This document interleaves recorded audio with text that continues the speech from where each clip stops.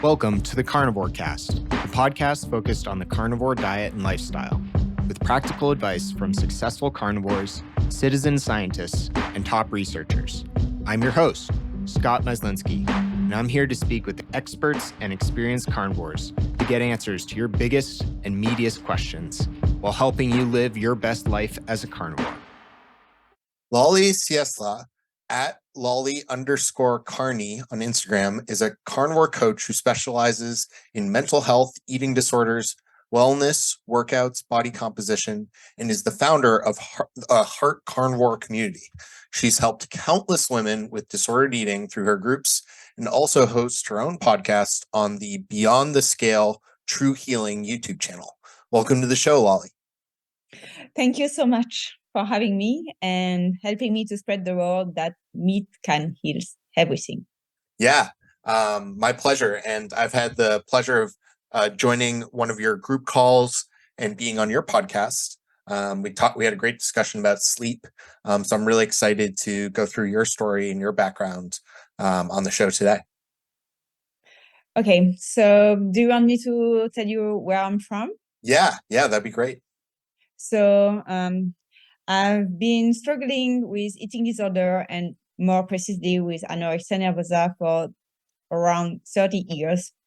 It started when I was a kid. I used to be a dancer and it started at this point. And then I had some trauma in my life and anorexia nervosa became worse and worse. When I turned around 20, it was just deeper and deeper, and around 30 I became a vegan, and it was the end of everything. When I was 33 years old, I got a very bad flu, and it ended being a pneumonia, and I died for a couple of minutes. Then Wow. I came back to life and I reintroduced some lean meat because the medical team asked me to. And at this time I was really skinny, like almost dying because too skinny. I didn't have any muscle mass anymore. Wow. I was not able to walk. I was fed by a tube. It was like just terrible. And so I reintroduced some meat at 33 years old, but I didn't really want to. And I continued my journey with lean meat, no fat, high carbs, lots of vegetables, lots of sweeteners, lot of eating disorder mind. And in 2021, I really wanted to heal. And I looked for ketogenic diet to heal mental health, but it was all about tracking macros, and I've been tracking calories for years and decades, so I didn't want to track macros. And I heard about carnivore, and I wanted to give a try to carnivore, but I was not really ready about this. I was so scared of the fat, so I tried eating carnivore, but with like rabbit starvation for 3 months, only protein and low fat, and I was not feeling good at all.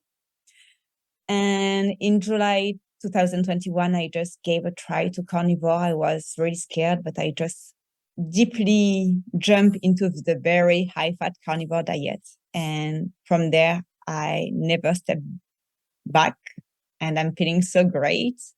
I gained a lot of weight. I healed so much about my mental health. And so I'm so grateful that I found carnivore. That's wonderful. And I'm sorry you had to go through that. That sounds incredibly tough. And I guess, how did you first find out about carnivore?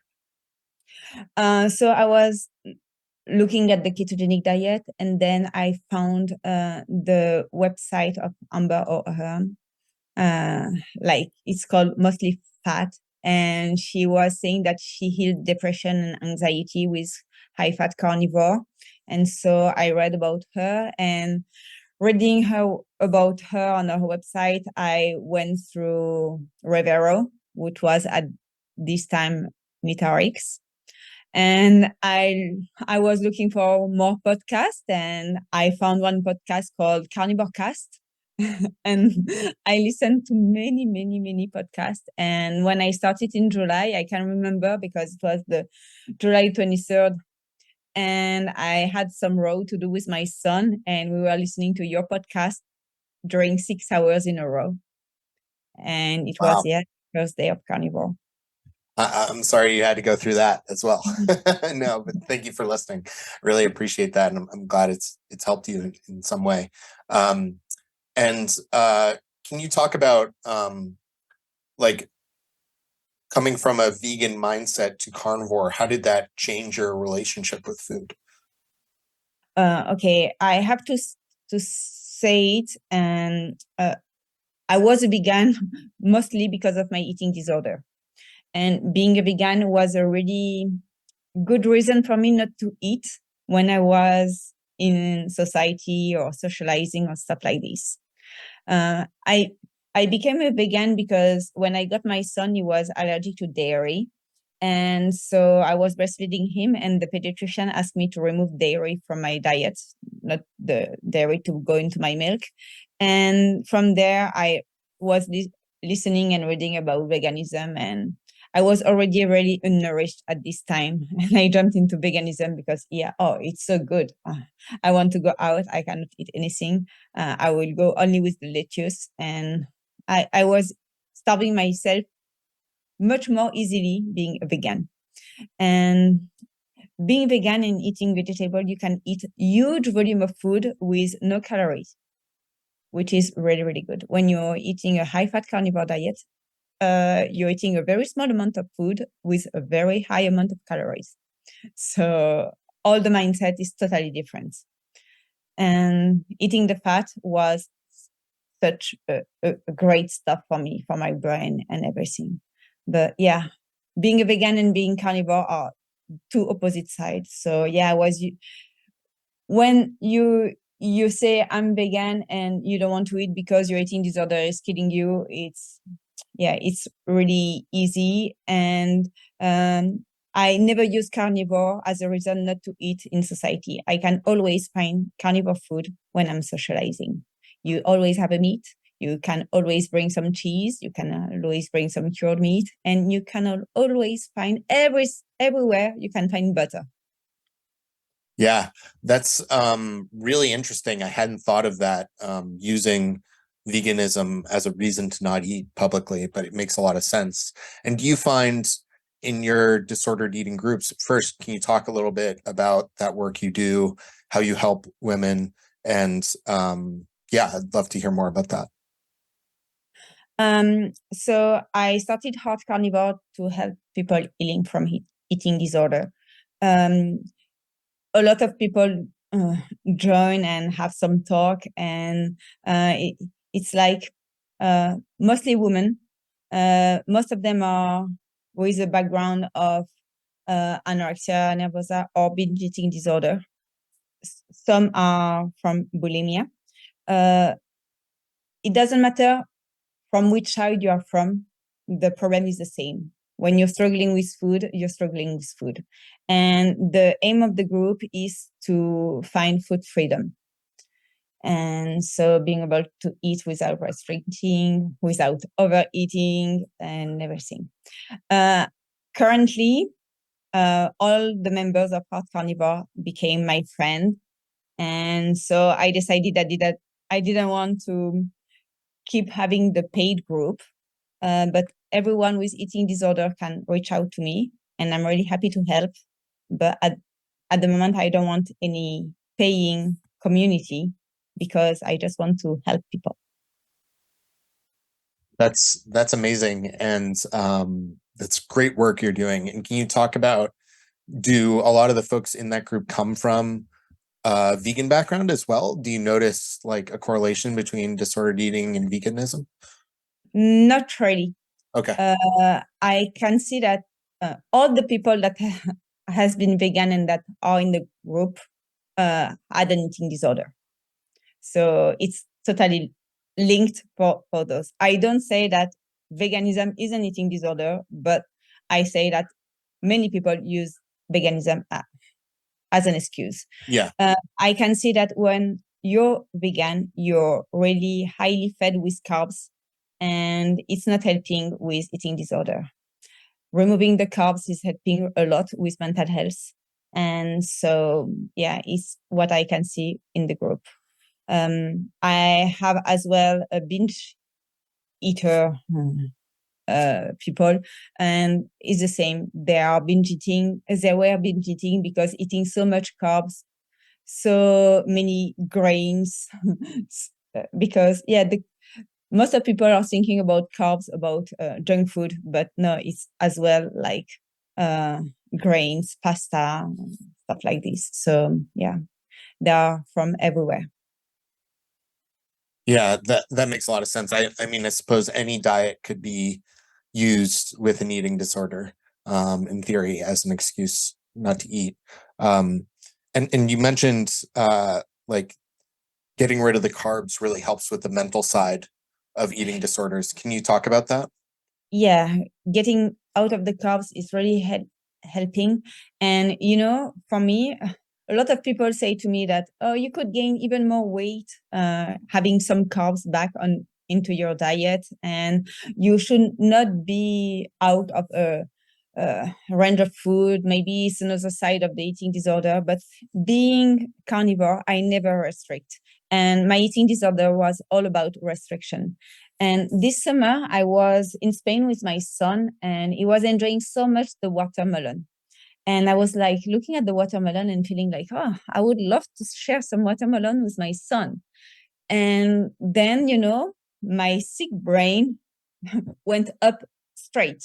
And I was thinking, okay, you're gonna eat some watermelon, so you have carbs inside. If you are having carbs, you cannot have the fat at the same time, because mixing carbs and fat, it's like a standard American diet. It's not good for your liver. So you want the watermelon, don't eat the butter. So eat 50 calories of watermelon and remove 1,500 calories from your diet. Come on, no way. Yeah. Each time I'm thinking about carbs, it's all about going back to restriction. So no carbs, no restriction, no eating disorder, food freedom. That's great. And do you think you had mentioned in our messages about why similarly you think being strict is really important and not introducing vegetables as well? Can you talk about that? Yeah. In the past, I ate all the vegetable I should have eaten in my entire life in 20 years. Okay, I don't need them anymore. But I really use the vegetables to feel full and to feel satiated and to just have the feeling of being full, because I was not eating enough at all. Yeah, like bloating your stomach. Yeah, bloating my stomach, exactly. And so I don't want the vegetables to be back on my diet, because I don't know if I can moderate. And I have a lot of eating still to do. And so I need the more nutrient food, and the vegetable will take the place of the meat. And there is no way I can do this. And for most of the thing, I'm not a moderator. I've tried, before switching to carnivore, at one point, I was eating tons and tons of sweeteners.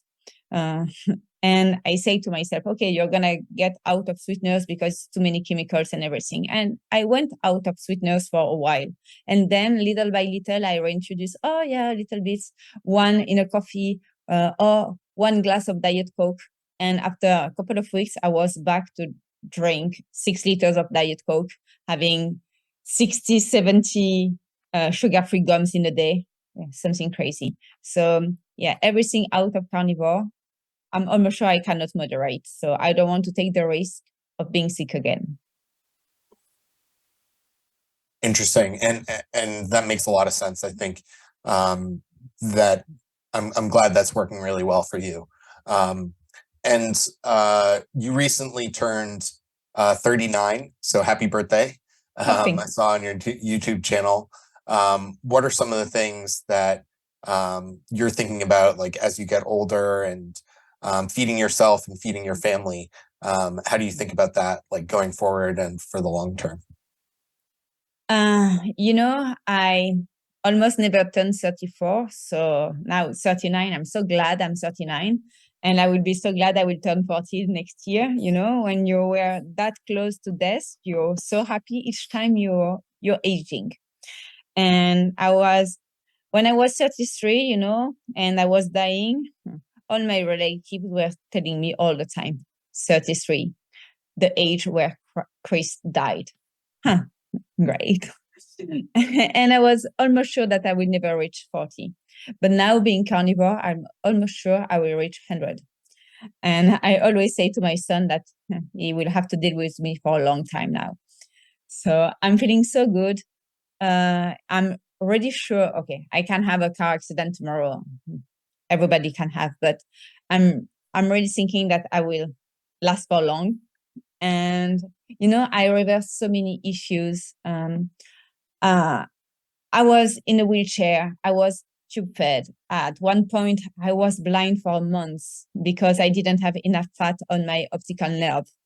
So I couldn't see anymore. So yeah, I was dying at 33 and I'm so healthy at 39. And I think that when I will be 45, I will be even healthier because I would have been for longer in carnivore, and carnivore is helping me with everything.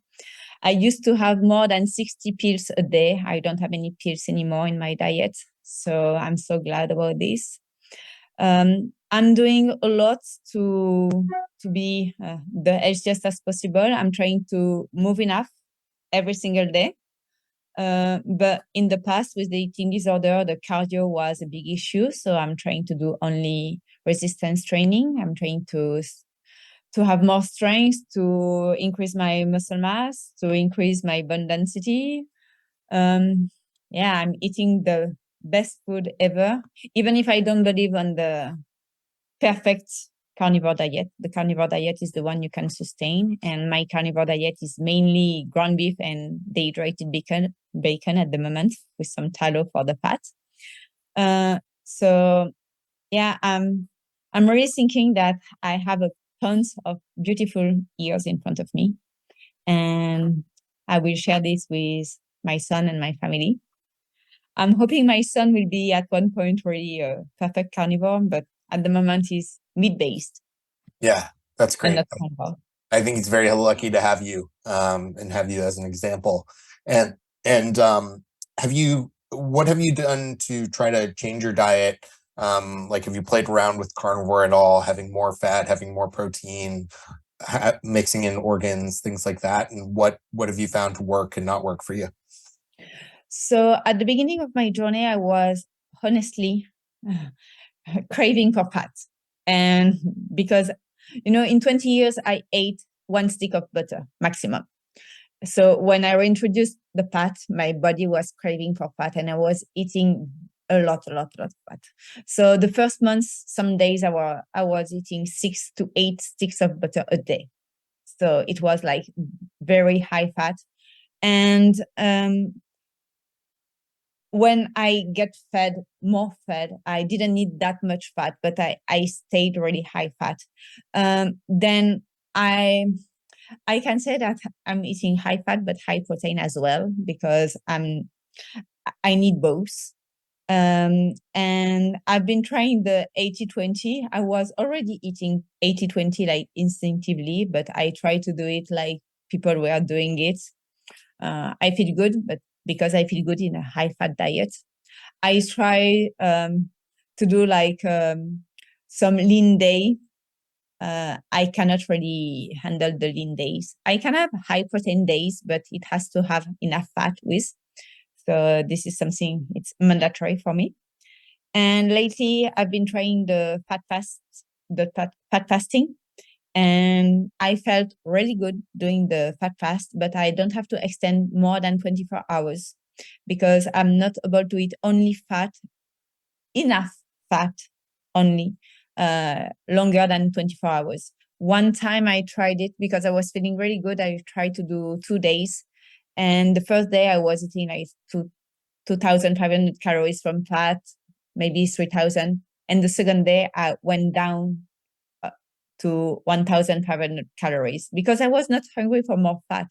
And I I cannot live with 1,500 calories. It has been in the past, but it cannot be now. So what I'm trying to do is to do 1 day or fat fast a week, just to experiment for a couple of months with a minimum of 2,500 calories from fat. And then the following days, I'm increasing a lot my protein because I'm not feeling very great when I in a very high therapeutic level of ketosis. I reach some crazy amount of ketosis, like blood ketones around 7 and blood glucose around 48. So I don't feel good at this. The best I'm feeling is when my blood ketones are between 1 and 3 and my blood glucose between 70 and 80. Yeah, 48 is very low blood glucose. Yeah, and 7 for ketones, for me, it's like you have an excess of energy in your body and you don't need to have 7 for ketones. Yeah, that's past therapeutic ketosis. Yeah, and when I started doing this experiment with the fat fast and the normal days, I was checking the ketones and the blood glucose. Okay, I checked for 2 months and it's not really funny anymore. So I don't want to check. I don't want to spend my my time having my blood checked on the morning. I don't want. I prefer to keep it easy and to listen to my body because my body is telling me what it wants. It's like for the organs, you asked me about the organs. And at the beginning of my journey, I was really craving for liver. And some weeks I was eating pounds of liver and it was really, really appealing. And from one day to another, I didn't want liver anymore. I think I had enough vitamin A and my body didn't want anymore. And now, like, I would say once a month or something like this, I crave liver and I just buy some liver and I have like half pound and then I don't crave it anymore. I'm French. I'm loving all the organs. And yeah, sometimes at the moment, I'm really like once a week, I'm craving thymus. I love it. So I'm going with it. And for the fat, it's the same. I was leading with butter for a long time, like more than 1 year. And now I'm not really craving for butter anymore. I'm craving for tallow. I'm craving for bone marrow. So I'm going with this. I'm just listening to what my body is asking. Yeah, I can tell you've really improved your mentality and your relationship with food and giving your body what it needs. It's really remarkable. And I experienced the exact same thing with liver. I'll have it. It'll taste so good. And then for some reason, all of a sudden, it won't appeal to me at all. Like the thought of eating it, I'm like, I don't want to eat that. And I think it is your body signaling that you have enough vitamin A, or maybe certain B vitamins as well. And how about dairy? Have you included dairy in your diet, taken it out? How do you feel about that? Okay, I'm using dairy most of the time to socialize. I'm in France, and when eating out, it's so easy to have cheese. I will say I don't feel the best eating cheese. Sometimes I feel bloated eating cheese, but I still keep in mind, a part of the eating disorder might be speaking instead of me about dairy, So I don't really know if it's really that I feel bloated having dairy or not, or if it's my mind that's still saying that, dairy might not be the perfect diet, because eating disorder is all about perfection. And wanting to have the perfect carnivore diet is eating organs, not eating dairy, eating mostly ruminants. So I'm careful about this body signal. And, when your head is like struggling a little bit with some food, sometimes you cannot digest the food because you have been struggling before eating it. And it's not because the food is making you sick or bloated. So I'm careful about what I'm saying about dairy and about my reaction. But yeah, when I'm going out, I'm having cheese. Sometimes, like a couple of times a month, I want to have some cheese, and because I'm going every Sunday to my open market, I can have raw cheese. And yeah, sometimes it's appealing and I'm buying a little bit, but most of the time I don't have dairy at home. My son is having full fat milk, raw full fat milk. So yeah, he's having, I'm not having. I had some heavy cream during summer because I wanted some stuff who looks like ice cream, but I had it like 2 days, but no more. And so I'm not doing a lot of dairy, but I could do. Yeah, I think that makes a lot of sense. And if it makes you feel any better, a way to think about it could be like, oh, I'm getting a lot of great vitamin K. Yeah. I'm eating dairy occasionally and social, or, it's helping me get some fermented foods in my diet or something like that. Some butyrate or stuff like this, Yeah, exactly. Yeah. So I think there are definitely reasons why it could be beneficial to have it on occasion. But that's really cool. And the women in your disordered eating group, do they also, do you find that most of them do better keeping to a very strict carnivore diet, or do some of them reintroduce some other foods as well on top of it? I'm not dogmatic at all. And most of the time, I already say to my member that they can try and see how they react, and they have to experiment on their own. Some of them can deal with the sweet taste and the sweetness, for example. I cannot. Some of them can deal with some onions, some vegetables, a little bit of lettuce, and I don't mind. I won't say they are not carnivore because they are introducing some stuff. I don't want any dogma. As long as they feel good, it's the best. And as long as they have this good relationship with food, not tracking with the 80-20, the high fat stuff. A lot of my members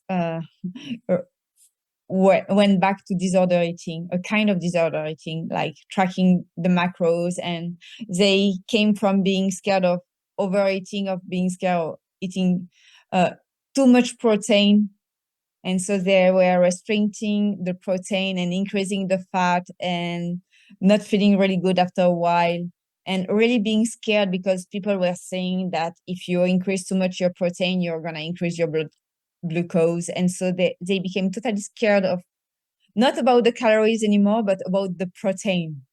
And a balanced diet is a diet which has protein and fat. You cannot do one without the other one. Yes. If you just fat, you have energy, but you don't have the nutrients. So you need the protein to bring the nutrients. And so you need both. Yeah, I fully agree. And what other practices have you found helpful in rounding out and improving your quality of life, whether it pertains to your mentality around food or just in general your well-being? What other things do you like to incorporate to help you feel better? So the sleep, as we spoke before, is so important. And I'm going to sleep every single day at the same time, and I'm waking up every single day at the same time, even on weekdays when I'm working, not working, it doesn't matter. I'm trying to have really a good rhythm. This is really important. During summertime, I was doing the grounding stuff. And I tried to do some biohack. And then I became a bit obsessed about it, and so I was like every single morning waking up, looking at the sun, grounding in my garden, doing my yoga, going to the office, going back home, doing my yoga again, looking at the sunshine. And then I realized that I didn't have any life anymore. So I want the life to be enjoyable.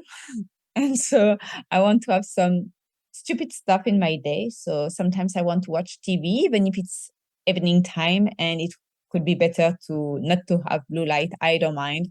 I want to have a very balanced life. I could improve my health even much better if I was doing all the biohack possible. But okay, I'm working 10 hours a day in the office. I have to take care of a dog, of a boy 1 week over 2. I need some relaxing time. So yeah, most of the time what I'm doing is I'm doing enough exercising, weightlifting in a week. I'm doing like body challenges. Currently I'm doing the squat Samba. So I'm doing minimum 50 squats a day during all Oh, the wow. It's nothing, 50 squats, it takes 5 minutes, but at least it's some movement. So movement is important. If I say the three things that are the most important for me to be healthy is having a good diet, eating carnivore only, sleeping well, and moving a little bit. That's the main things. If I can add something, it will be a bit of grounding during summertime.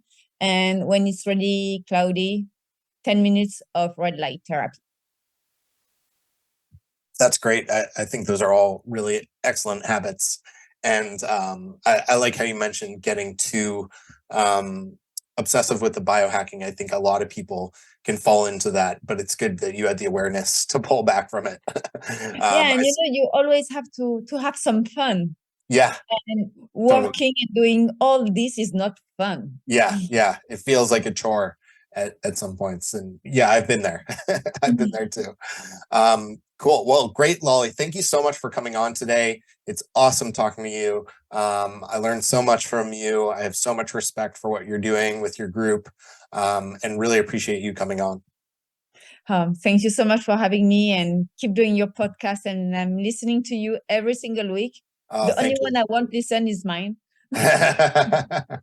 I'll definitely be re-listening to it, but tell folks where they can find you. I know you have Instagram and the YouTube channel. Is there anywhere else you want to direct people to? And I'll have links. Mostly, if you're struggling with eating disorder and you're not at the good point and you just want to have support and you want to have someone listening, and I will do it for free, just reach out to me on Instagram at LollyCarni. Maybe Scott will put my link. Yep. And yeah, you can look at my videos. I'm doing a series of videos on YouTube on Beyond the Scale Through Healing about anorexia nervosa.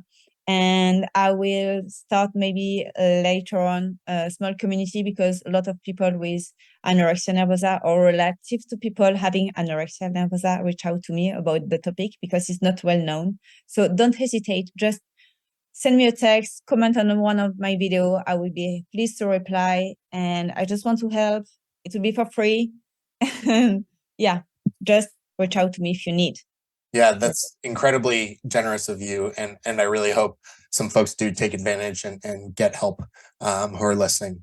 And I want as well people to know that when someone in your surrounding is having this kind of eating disorder, it's really difficult to convince them to heal. And so you cannot force someone who doesn't want to heal. I've been there, and I could start healing the day I decided I wanted to. And so the medical team is really important. I'm still going to visit my psychiatrist every single month, or sometimes twice a month, and medical support is really important. Carnivore helped me 99%, sure, but the medical advice are really, really important. And yeah, the physiological advice as well. I'm still going to the endocrinologist. And so you need to keep being followed by a medical team. Yeah, that's great. That's excellent advice. Well, thank you, Lolly. Really appreciate the time today. Thanks so much, Scott. Talk to you again soon. Bye. If you enjoy the show, please consider supporting the Carnivore Cast on Patreon. By becoming a patron, you'll help us reach more people and continue to create content on carnivore. There are also exclusive perks available, such as private Q&As, consultations with me, and more. Become a supporter at patreon.com/carnivorecast. Check the episode description for the link. Thank you, and I'll see you there. Thank you for listening to this episode of the Carnivore Cast. If you enjoyed this episode, please review on iTunes. It really helps us out. And share it with a friend. What questions would you like answered, or who would you like to hear from in the carnivore research community? You can find me on Twitter, Instagram, and Facebook at Carnivore Cast, or go to carnivorecast.com.